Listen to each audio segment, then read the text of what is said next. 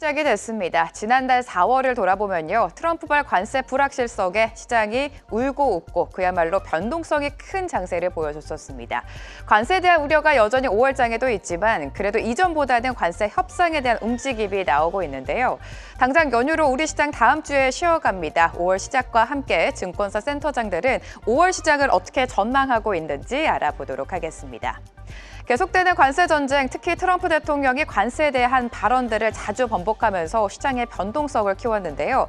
센터장들이 4월보다는 5월장 지수 밴드를 보수적으로 제시를 했습니다. 4월장에 지수 상단이 2,750포인트까지 있었다면 5월은 사뭇 달랐는데요. NH투자증권은 2,350에서 2,700으로 내다봤고요. 대신증권은 2,430에서 2,650, LS 역시 2,650까지 내다봤습니다.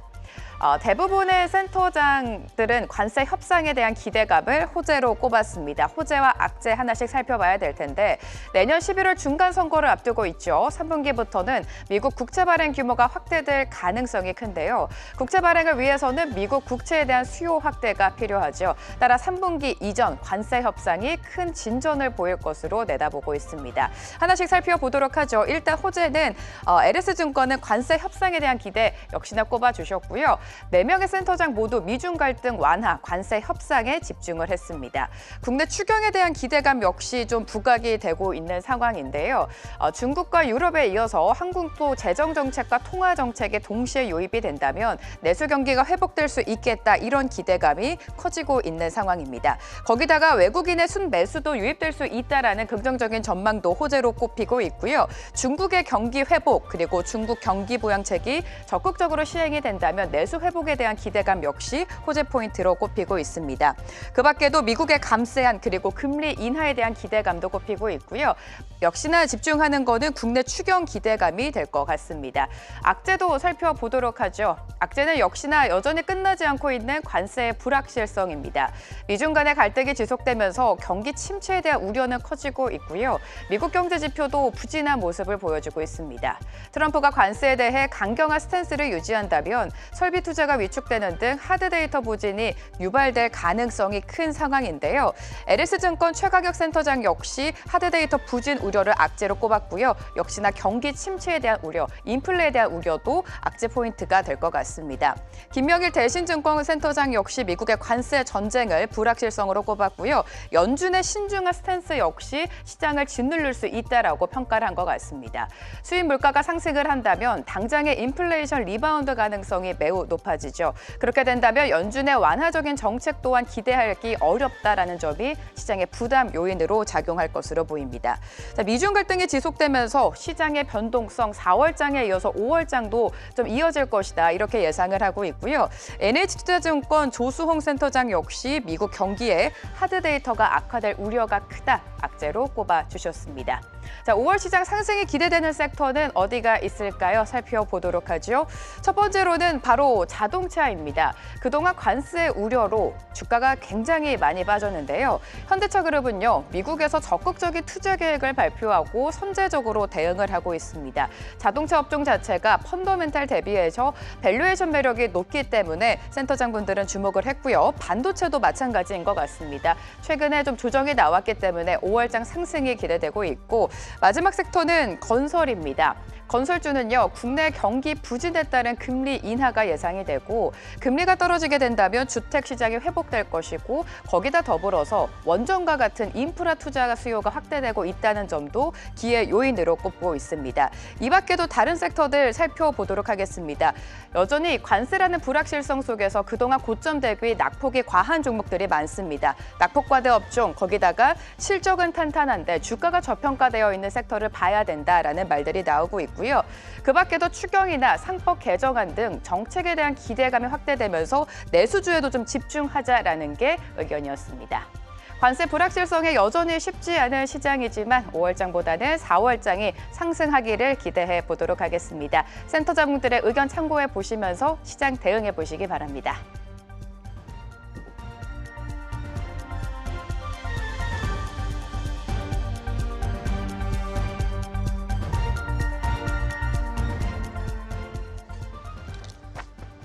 네, 지난 수요일 밤에 발표됐던 미국의 1분기 성장률 3년 만에 마이너스를 기록하며 침체 우려를 키웠습니다. 그렇지만 빅테크들, 마이크로소프트와 메타와 같은 이런 빅테크들의 호실적이 시장 상승을 견인을 했습니다. 네, 미국 빅테크들의 실적이 상승세를 보여주면서 오늘 우리 시장은 살짝 방향성을 좀 잃어가고 있는 상황인데요. 5월 시장 이슈와 전망 해보도록 하겠습니다. 오늘은요, 황승택 하나증권 리서치센터장 모셨습니다. 어서 오세요. 반갑습니다. 네, 반갑습니다. 센터장님, 먼저 우리 증시 4월에 좀 힘들긴 했지만 상호관세 발표 이전 수준으로 지수는 일단은 회복은 했는데요. 5월 시장은 어떻게 전망하고 계십니까? 일단 기본적으로 주식시장 자체가 뭐 호재 악재에 민감한 상황인 건 맞는데 네. 최근에 이제 뭐 어느 정도 좀 시장의 급격한 하락을 야기하는 악재들은 대부분 좀 반영이 됐다라고 보고 있고요. 네. 뭐 말씀하신 것처럼 뭐 대부분의 기업들이 이제 뭐 관세나 이런 부분들을 다 가정을 한 수준의 그 낮은 주가를 형성하고 있는 만큼 추가적으로 이제 추세적인 하락은 좀 제한적이다라고 보고 있는데요. 거꾸로 또 그 상대적으로 이제 또 추세적으로 시장을 또 견인할 만한 또 호재도 사실은 또 부족한 상황입니다. 그래서 5월에도 뭐 횡보하는 장세가 좀 지속이 되지 않을까라고 보고 있고요. 네. 뭐 그렇게 본다면은 뭐 통상적으로 이제 횡보하는 장세 같은 경우는 위아래로 한 4% 정도의 변동폭을 가지고 있습니다. 그래서 계산을 해보면은 아까 그 발표하신 부분하고 비슷하긴 한데 전일 종가 기준으로 보면 위아래 4%씩 계산해 보면 2,450에서 2,650 이 정도의 레인지가 나옵니다. 네, 올해 내내 시장을 흔들었던 건 역시나 관세인 것 같습니다. 5월장은 관세 타격이 좀 덜했으면 좋겠는데 여전히 시장을 짓누르는 불확실성이 되겠죠, 센터장님? 그렇긴 한데요. 네. 일단 주식시장 입장에서는 뭐 모두에도 말씀을 드렸지만 뭐 관세에 대한 부분들을 주가들이 이미 이제 종목들이 다 주가에 영향을 받고 있기 때문에 거의 뭐 예를 들어서 자동차 같은 경우도 뭐 25% 관세를 거의 네. 다 반영하고 있는 주가를 형성하고 있기 때문에 5월 달에는 상대적으로 이제 관세 이슈가 그 시장에 주는 영향은 뭐 크지는 않지 않을까 이렇게 생각을 하고 있고요.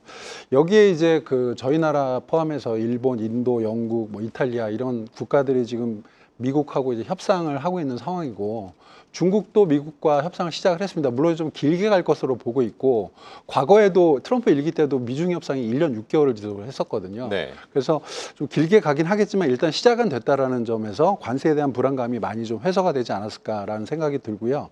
그래서 투자 심리도 어느 정도 조금 회복되지 않을까라는 생각은 들고 있습니다. 근데 일단은 기본적으로 트럼프 대통령이 4월 초에 이제 관세를 발표를 하면서 상한 25% 얘기를 하는 게 그게 이제 상한으로 작용할 것이기 때문에 실제적으로 그런 부분도 좀 5월 주식시장에는 긍정적으로 작용하지 않을까라고 생각을 하고 있습니다.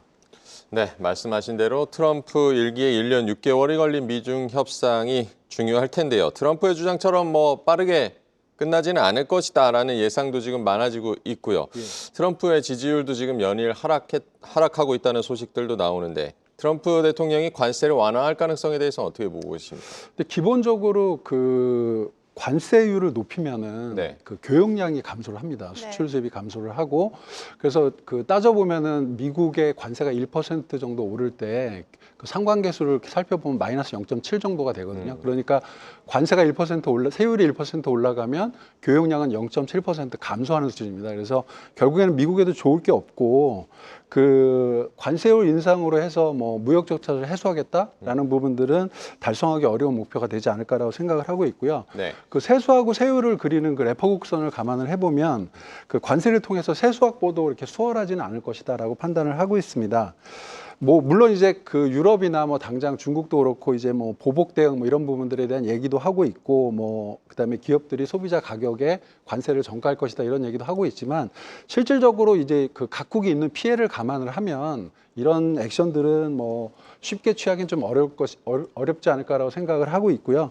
궁극적으로는 주요국 간의 결국엔 협상 과정이 전개가 되지 않을까라고 생각을 하고 있습니다. 말씀드린 대로 그럼에도 불구하고 중국하고는 좀 오래 얘기를 해야 되지 않을까라는 생각이 들고요.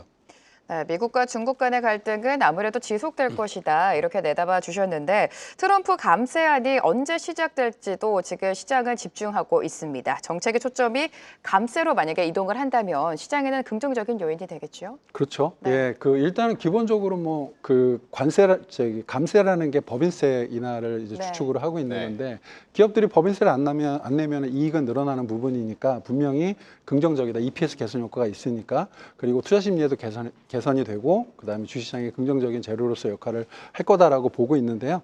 뭐 반면에 또 이제 좀 고려해야 될 부분들이 감세 정책을 취하면서 미국의 재정 적자는 늘어날 거라는 점입니다. 그래서 이런 부분들은 일부 좀 상단을 제한하는 요인이 되지 않을까라는 우려도 있습니다. 또 다음 주에 연준의 5월 FOMC도 지금 예정이 돼 있는데요. 일단은 뭐 금리 동결 가능성이 시장에서 좀 높은 것 같은데 이번 FOMC에서 연준이 금리 인하 시그널을 줄 가능성은 어떻게 보고 계십니까? 일단은 뭐 저희 하우스 입장에서 그렇고 컨센서스가 올해 6월하고 9월 한 두 차례 정도 이제 인하를 할 거다라고 예상을 하고 있고 연말 네. 기준금리 기준으로는 4%가 되겠죠. 근데 연준 의장이 지속적으로 좀 데이터를 보면서 우리는 그 정책 방향성을 결정하겠다라고 얘기를 하고 있는 부분이기 때문에 네. 5월에는 뭐 기준금리 인하는 저희들이 예상은 하고 있지 않습니다.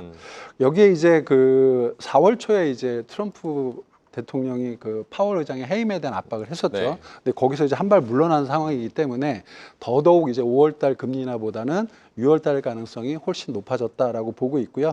뭐 금리 인하가 이제 예상대로 진행된다면 S&P 500 같은 경우는 이제 밸류에이션이 회복되면서 어느 정도 주시장에도 긍정적인 영향을 주지 않을까라고 보고 있습니다. 네, 5월보다는 6월과 9월에 금리 인하 가능성이 유력하다라고 말씀해 주셨고요. 4월에 미국 자산 시장이 출렁이면서 글로벌 자금들이 비미국이죠. 중국이나 다른 증시로 좀 흘러갔습니다. 그럼에도 불구하고 우리 시장 같은 경우에는 여전히 외국인의 수급이 돌아오지 못하고 있는데 5월장은 외국인의 매수를 기대할 수 있을까요? 지금 뭐 그 트럼프 대통령 관세 정책 때문에 사실은 미국에서 이제 그 투자되었던 자산들이 이제 환매가 되고 이런 네. 자금들이 이제 해외 시장으로 많이 이전이 됐습니다. 그래서 미국 시장의 멀티플을 높였던 그 원인들이 해소가 되고 있는 부분이고 어떻게 보면은 근데 이제 이런 자금들이 어디로 가느냐라는 측면에서 보면은 결국에는 펀더멘탈을 보고 간다라고 보는 거죠. 그래서 실질적으로 이제 국가의 성장률이라든지 뭐 기업들의 이익 추정치가 개선되는 방향 이런 방향으로 이제 자금들이 쏠려 나가게 되는데 아쉽게도 여기에서 이제 한국은 조금은 제외된 그러니까 약간은 소외된 그런 모습을 보이고 있다라고 보고 있습니다. 알고 계신 것처럼 국내에 지금 경기 침체, 내수 뭐 이런 부분들에 대한 우려가 굉장히 큰 상황이기 때문에 글로벌 대비해서 평균 대비해서 매력도는 한국 시장이 높지는 않다라고 생각을 하고 있고요. 지금 뭐 성장률 자체도 뭐 1%대 얘기를 하고 있습니다. 네. 저희가 이번에 추경 발표한 뭐 13점 몇 조 원을 네. 반영을 하면 뭐 성장률 한 1.1% 정도 나온다고 합니다. 그래서 추가적인 추경이 필요하다라고 이제 강하게 이제 시장에서 얘기를 하고 있는 부분도 그거 맞닿아 있는 부분이고요. 뭐 수출 또한 뭐 관세 영향으로 인해서 이제 좋지는 않을 걸로 보고 있고 뭐 따라서 이제 외국인 수급도 이렇게 좋지는 않을 것으로 예상을 하고 있습니다. 그래서 전체적으로 또 이익 추정치도 지금 하향 조정되는 추세라서 네. 뭐 낙관적인 기대는 좀 어렵지 않을까라고 보고 있고요. 여기에 이제 또 3월 달에 공매도가 시작이 되면서 외국인들이 이제 공매도 그 금액이 많이 늘어났습니다. 한 14.8조 원 정도 늘어났는데 네. 그렇게 따지면은 한 그 순매도도 한 10.7조 원 정도 됩니다. 그래서 이런 부분들이 조금은 제한하는 요인으로 작용하지 않을까라고 보고 있어서 앞으로 외국인 수급이 원활하게 네. 좋아진다라고 기대하는 건 조금 공격적이지 않을까 생각이 듭니다. 네, 적극적인 외국인의 매수가 돌아오기에는 좀 제한적일 것이다라고 전망해 주셨는데 그럼에도 불구하고 외국인의 매수가 다시 돌아온다면 어떤 섹터에 집중될 것이라고 보십니까? 늘 뭐 네. 그 저희들이 늘 하는 말이지 가장 쉬운 대답 중에 하나가 기본적으로 기업이 이익이 증가하고 이익률이 상승을 하면 주가는 올라가게 돼 있다. 그리고 네. 기업들의 그런 네. 것들이 이제 평균치가 올라가게 되면 지수도 따라서 올라간다라고 말씀을 드리는데 마찬가지 말씀으로 외국인 순매수 영역도 결국에는 이익이 상승하고 영업이익률이 개선되는 그런 기업들, 그런 업종 중심으로 이제 좀 진행이 될 걸로 판단을 하고 있고요. 그렇게 따져보면 올해 이익 전망 상향이 높았던 업종이 뭐 비철, 조선, 디스플레이, 그다음에 뭐 필수 소비재, 유틸리티 이런 기업들이 되지 않을까라고 보고 있습니다. 네, 외국인 매수와 관련해서 환율도 또 중요한 변수가 되는데요. 뭐 그렇게 우호적인 상황은 아닙니다. 지금 1,430원 정도에서 등락을 하고 있는데 올해 내내 이런 환율이 지속이 될까요? 어떻게 전망하고 계십니까? 그러니까 저희들이 지금 2분기 평균으로 1,450원 정도로 예상을 하고 있습니다. 네. 상당히 높은 수준입니다. 네. 그런데 실질적으로 어려운 게 우리나라는 미국하고 중국 G2 수출 비중이 40%에 달하기 때문에 이 두 나라가 싸우는 동안은 사실은 저희가 뭐 환율을 포함해서 여러 가지로 편하기가 어려운 그런 네. 그 상황이고요. 결국에는 뭐 미중 무역 분쟁 결과가 우리 경제에 미치는 영향이 지대한 만큼 그런 부분들이 이제 환율에도 반영이 될 거다라고 판단을 하고 있고, 지금 일기 때 보면 미국이 대중관세를 매기고 그다음에 이제 관련해서 우리 기업들이 영향을 받았을 때 전체적으로 수출 연계 생산까지 포함해서 한 3% 정도 감소를 했습니다. 그래서 네. 중국 수출까지 해서 그래서 그런 부분들이 그 영향을 줬고 환율에도 영향을 줬고 또 위안화 약세 이런 부분들에 대한 그 우려도 뭐 상존하고 있는 부분이기 때문에 뭐 달러 원 환율의 그 주기적으로 이제 좀 이렇게 변동폭은 커지고 뭐 이제 하한선은 뭐 낮아지기는 쉽지 않지 않을까라고 생각을 하고 있습니다. 네, 이렇게 외국인은 계속해서 매도 스탠스를 보여줬는데 그럼에도 불구하고 연기금의 수급은 지속적으로 들어와 줬었습니다. 연기금의 수급이 시장 방어를 또 한 번 해줄지도 궁금한데 어떻게 예상하십니까? 최근 연기금이 이제 일정 수준에서 지수와 환율을 방어했다는 건 분명한 사실이고 그다음에 네. 시장 안정에 분명히 기여를 했습니다.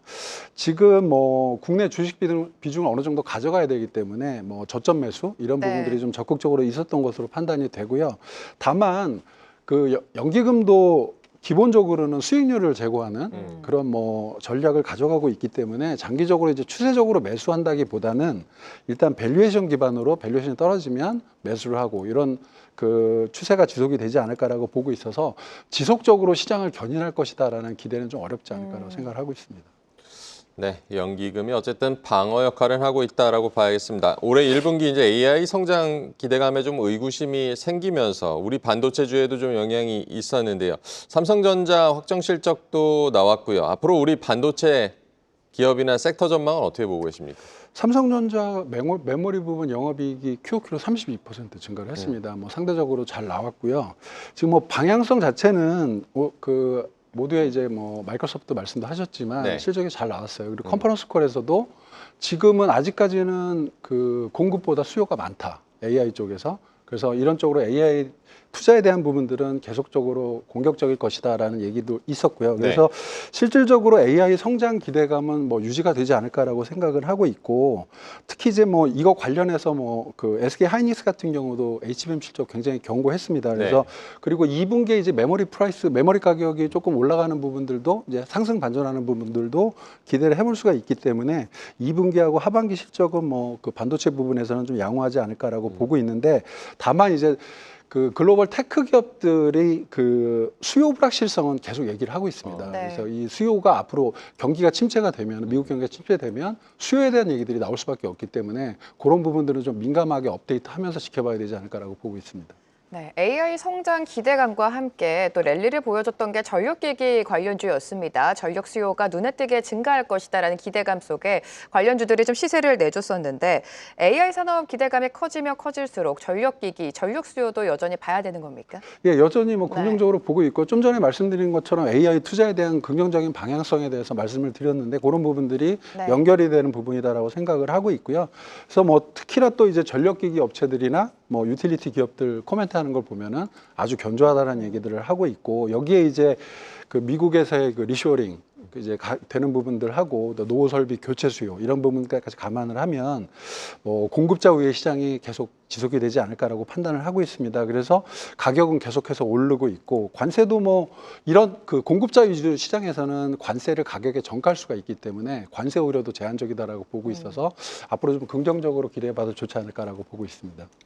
네, 전력기기까지 들어봤고요. 방산과 조선도 여쭤봐야겠는데, 방산과 조선 같은 경우는 여전히 뭐 흐름, 뭐 실적도 견조하고 관세 무풍지대라는 점에서 또 시장을 좀 주도를 해왔는데 앞으로 이런 흐름 계속 이어간다고 보십니까? 예, 저희가 항상 뭐 추천 말씀드릴 때 이제 방산조선 꼭 네. 넣어서 말씀을 드리는 부분인데요.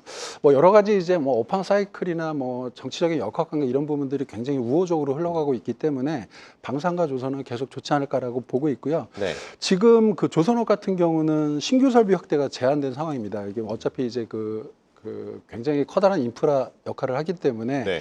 신규 설비 확대가 제한된 상황에서 일단은 미중 무역 분쟁을 해서 중국이 이제 공급망에서 배제가 되고 있습니다. 그래서 그거에 대한 수혜를 우리나라가 뭐 좀 굉장히 공격적으로 보고 있고요. 이 사이클도 좀 예상보다 좀 길어지지 않을까라고 생각을 하고 있습니다. 특히 이제 수요 대비해서 공급이 극도로 이제 제한된 상황이 계속 이어질 것이라는 점에서 뭐 성과 상승까지 감안을 하면 네. 상당 부분 조선 쪽은 앞으로도 좋은 흐름 지속되지 않을까라고 얘기를 하고 있고요. 지금 방산 같은 경우는 기본적으로 저희들 이제 동유럽 수출 이런 네. 부분들이 계속 뉴스화되고 있습니다. 지금 뭐 이런 부분들이 유럽에만 국한되지 않고 앞으로는 뭐 대만, 중국 이제 분쟁도 있고 그다음에 동남아 이런 부분들 뭐 지속적으로 좀 확대가 될 것이다. 방산 부분도 예상이 되고 있고요. 특히나 이제 최근에 화두가 되고 있는 유럽 시장에서의 안보 자립, 예, 이런 부분들이 굉장히 뭐 한 5년 이상 걸릴 걸로 예상을 하고 있는데 이런 부분들도 장기적으로는 일단은 수주 확보, 네. 예, 수주 여건 개선, 그다음에 수장고 증가율 이런 부분들에 긍정적인 좀 기여를 하지 않을까라고 생각을 하고 있습니다. 네, 탄탄한 수주 또 실적이 뒷받침되면서 조선과 방산의 상승세는 좀 여전히 이어질 것이다라고 전망해 주셨고요. 반대로 관세 타격을 받으면서 주가에 이미 많은 선반영이 된 것 같습니다. 자동차 관련주는 연일 하락세를 보여줬고 사실 미국 시장에서 현대차 그룹 같은 경우에는 굉장히 선점에 나서주고 있음에도 불구하고 주가는 계속해서 조정이 나오고 있습니다. 자동차 섹터는 어떻게 보세요?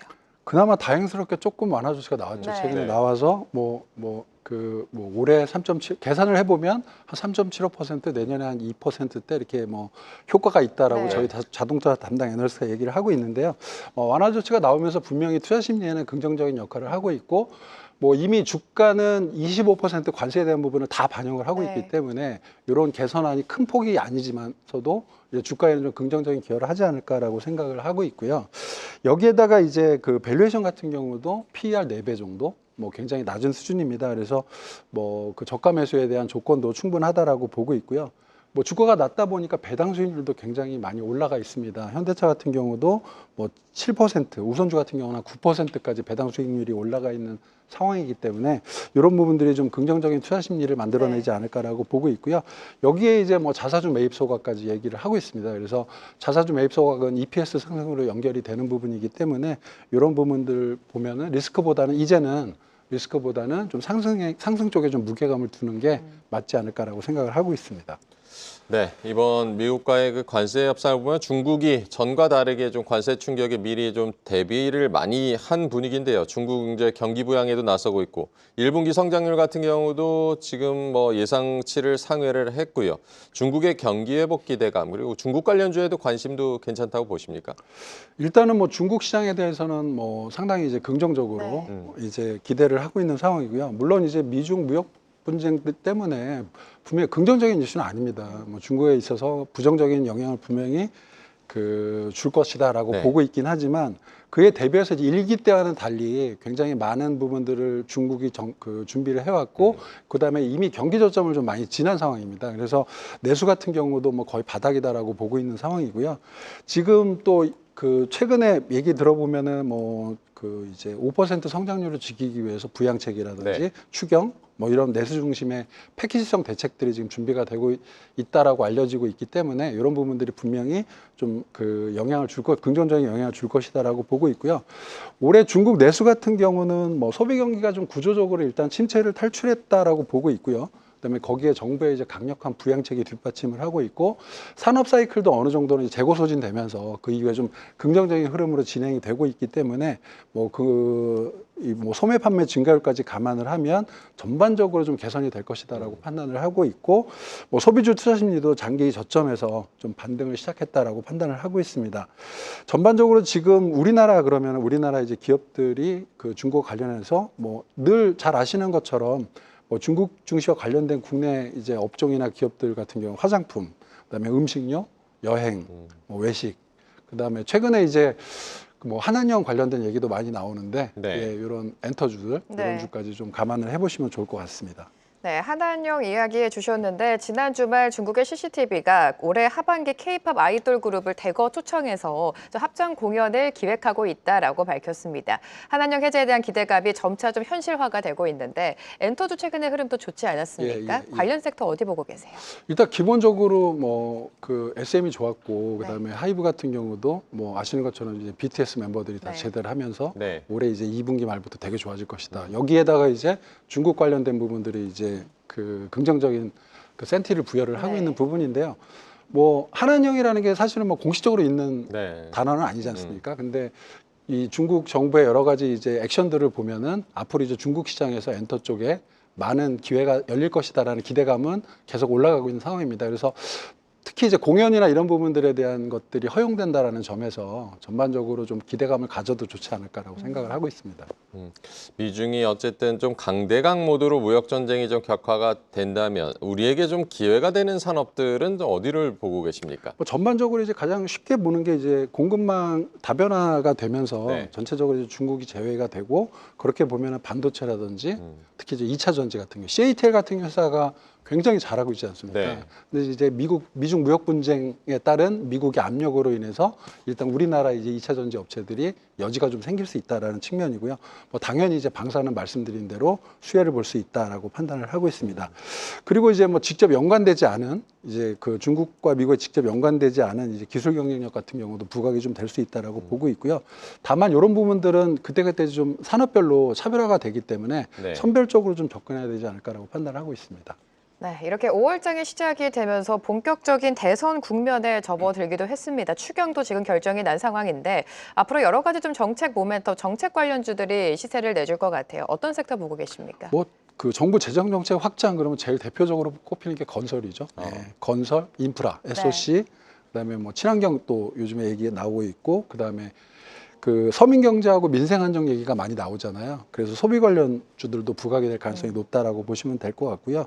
뭐 여기에 이제 뭐 공공 일자리라든지 이런 거 관련된 그런 기업들도 좀 봐야 되지 않을까라고 보고 있고 여기 더해서 이제 뭐 최근에 그 부각되고 있는 에너지 전환되는 부분, 전환과 관련된 주식들, 그다음에 디지털 인프라 이런 것들도 조금 뭐 그 수혜를 보지 않을까라고 보고 있는데요. 다만 이제 이런 것들이 그 업종이나 기업들의 추세적인 펀더멘탈을 그 담보할 수는 없기 때문에 좀 지켜봐야 되는 부분이기 때문에 테마성으로 작용할 가능성이 높습니다. 그래서 이런 부분들, 그 부분들은 좀 감안을 해야 되지 않을까 생각하고 있습니다. 네, 정책 관련주는 아무래도 테마성이 짙기 때문에 좀 유의하셔야 될 것 같습니다. 통상적으로 5월장은 수익률이 좋지 않다 이런 분석들이 많은데 이미 3, 4월장이 줄곧 하락을 보였기 때문에 5월장은 좀 다르지 않을까 이런 기대감도 커지고 있습니다. 센터장님께서 좀 전략을 세워주실까요? 일단은 뭐 미국 시장에 굉장히 뭐 여전히 좀 의존하는 그런 상황이 좀 지속이 될 거다라고 5월에도 판단을 하고 있고요. 지금 트럼프 대통령의 지지율이 최저점이라는 게 저희한테는 아주 좋은 뉴스입니다. 예, 뭔가 그 지지율을 올리기 위한 그 여러 가지 이제 액션에 대한 기대감이 높아질 수밖에 없고 그런 부분들이 바로 뭐 자본시장에 긍정적인 그 기여를 할 것으로 이제 예상을 하고 있기 때문에 이런 반전 카드에 대한 기대감들이 조금 5월 달에는 모멘텀으로 작용하지 않을까라고 생각을 하고 있고요. 모두에 말씀드린 감세 정책 같은 경우도 대표적이고 그다음에 그 지금 연준을 압박하고 있는 기준금리 인하 부분들 이런 것들이 좀 그 주시장에는 좀 긍정적으로 그 작용하지 않을까라고 보고 있고요. 다행스럽게도 최근에 이제 빅테크들 실적이 잘 나오고 있다라는 점도 나름 이제 저희 주시장에도 긍정적이지 않을까라고 판단을 하고 있습니다. 장기적으로 트럼프 정부가 지향하고 있는 부분들이 약달러와 금리 하락입니다. 그래서 근데 이런 부분들은 뭐 분명히 이 방향대로 진행이 될 걸로 보고 있고요. 이런 환경이 지속이 된다면 그 우리 코스피 시장에도 긍정적인 기여를 한국 시장에도 뭐 좋지 않을까라고 생각을 하고 있습니다.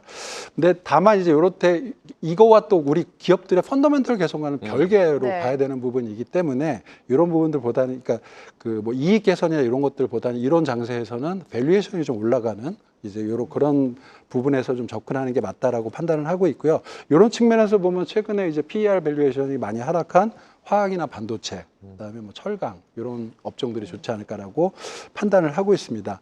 여기에 이제 그 실질적으로 그 밸류 관련된 부분들. 그러니까 저희들이 지금 기업들의 이익이 개선되기가 쉽지는 않습니다. 아까 말씀드린 대로 하향 조정을 하고 있는 상황이고 그러면 여기서 이제 뭐 EPS를 증가시키고 뭐 이제 주주가치 제고를 하고 이런 부분들이 결국에는 이제 밸류업 정책과 맞닿아 있긴 한데요. 기업들이 밸류업에 적극적으로 나서면서 뭐 전반적으로 이런 것 그 주가에도 좀 긍정적인 기여를 하지 않을까라고 생각을 하고 있습니다. 그래서 그 요렇게 보면은 또 밸류업과 관련돼서 보면은 현금이 좀 현금을 많이 가지고 있고 그다음에 ROE가 좀 떨어진 기업들, 그다음에 PBR, 당연히 이제 PBR도 낮겠죠. 네. 그다음에 자사주를 갖고 있는 기업들 중심으로 해서 좀 접근을 해보면 되지 않을까라고 판단을 하고 있습니다. 네, 트럼프 대통령의 반전 카드들에 대한 기대감이 있지만 우리 기업들의 펀더멘털도 중요하고 밸류업도 좀 눈여겨보자라고 조언을 해주셨습니다. 오늘 황승택 하나증권 리서치 센터장과 함께했습니다. 고맙습니다. 고맙습니다. 감사합니다.